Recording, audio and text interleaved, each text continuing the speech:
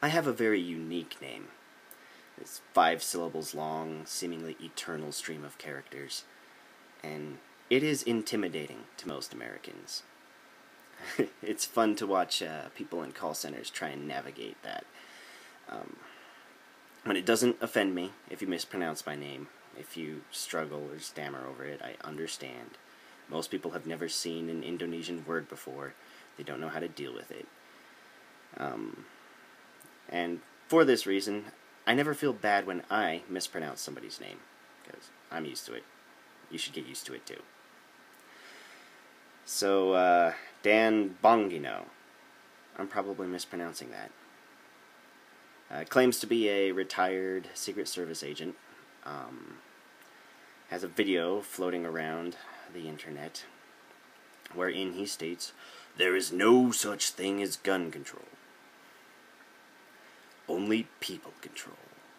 And if that doesn't rouse you to action against your tyrannical state, I don't know what does."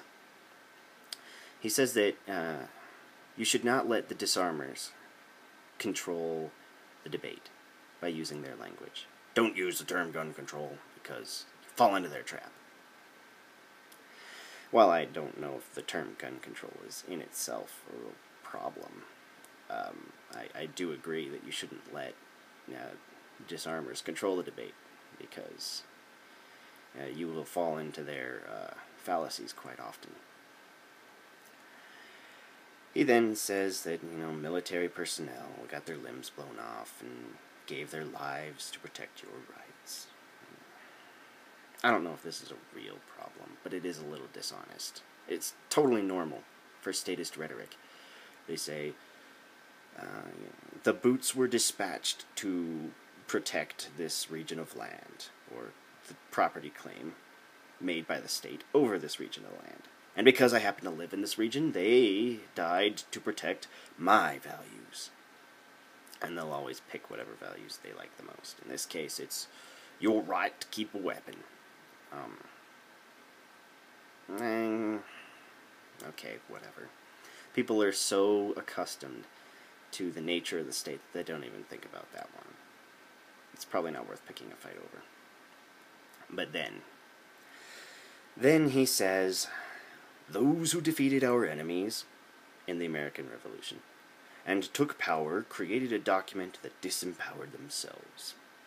That's just false.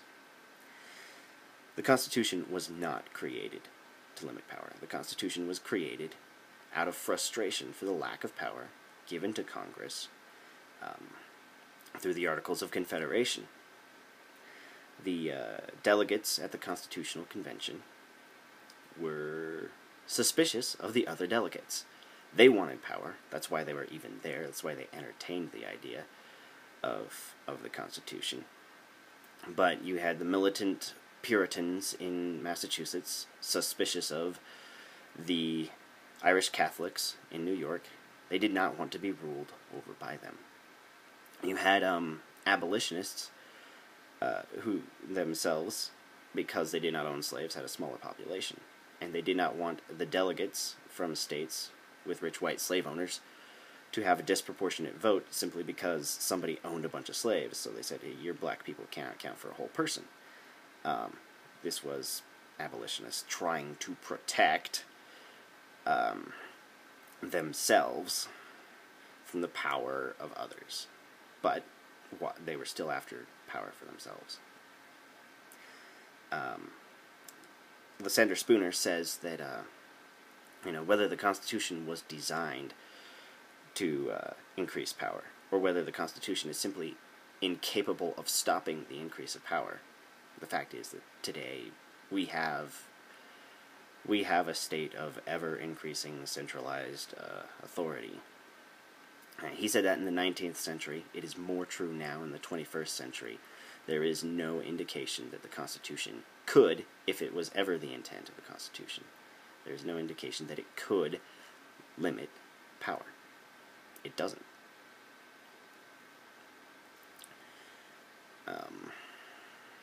Then he said something that really bothered me. Dan Bongino says, if you were not registered to vote, you are not part of the problem. You are the problem. Take action, is his plea. Get out and do something. And from the time that I was 18 years old, I never missed an election. Every 2 years, without fail.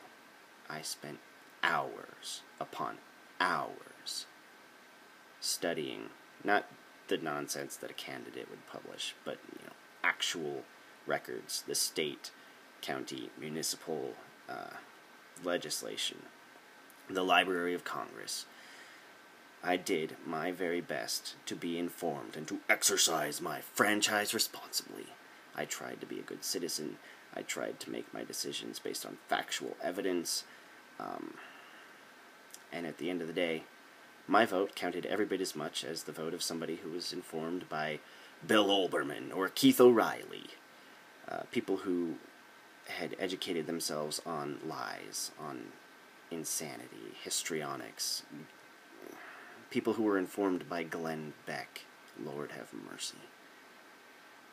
I came to realize that democracy is, as Isaac Asimov said, the belief that your ignorance is of equal merit to my hard work and education.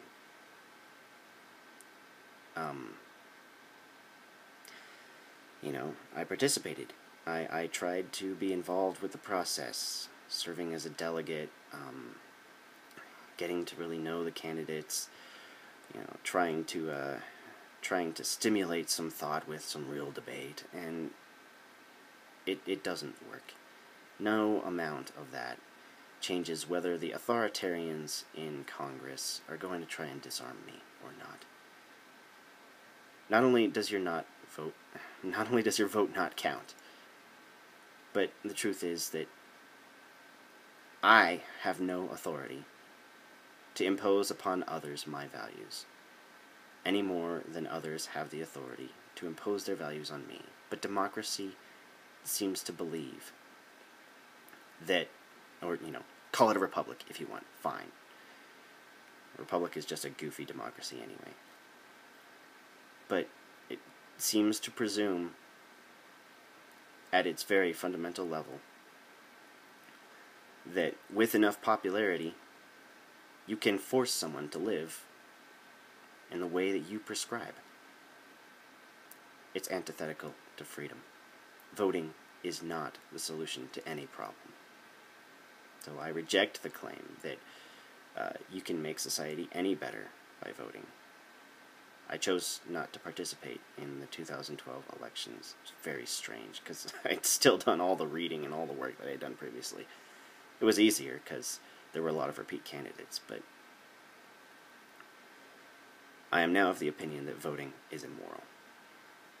And it is not the solution to any problems, but I actually do believe that voting is the cause of many problems.